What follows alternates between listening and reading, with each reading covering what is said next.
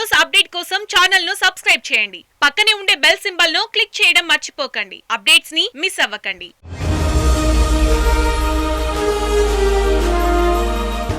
Telangana cabinet విస్తరణపై ఏర్పడిన ఉత్కంఠకు తెరపడింది.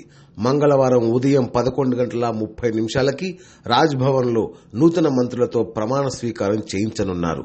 నూతన మంత్రులకు ఇప్పటికే సీఎం కేసీఆర్ సమాచారం అందించారు. ప్రమాణ స్వీకారానికి రావాలని, ఏ క్షణంలోనైనా అందుబాటులో ఉండాలని ఆదేశించారు. సీఎం పిలుపుతో తలసాని, ఎర్రబెల్లి, కొప్పుల ఈశ్వర్ వచ్చి ప్రగతి భవన్లో కేసీఆర్, కేటీఆర్లను కలిశారు.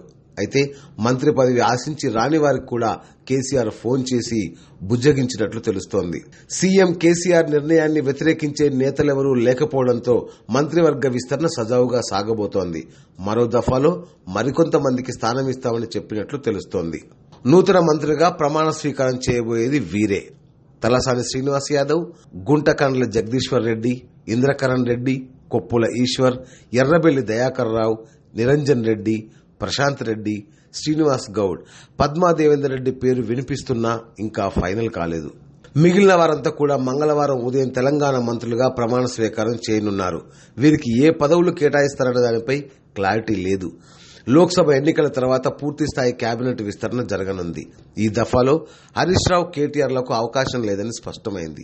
ఈటల రాజేందర్ కూడా ఈ దఫాలో చోటు లభించకపోవడం చర్చనీయాంశమైంది. మంత్రుల ప్రమాణ స్వీకారానికి రాజ్భవన్లో ఏర్పాట్లు జరుగుతున్నాయి. ఈటల రాజేందర్, హరీష్ రావు, కేటీఆర్, లక్ష్మారెడ్డిలకు మంత్రి పదవులు రాకపోవడంపై అంతటా చర్చనీయాంశంగా మారింది. GT news, Hyderabad. Thanks for watching. Please like, comment, share. Follow on Facebook, Google+, Twitter, Instagram.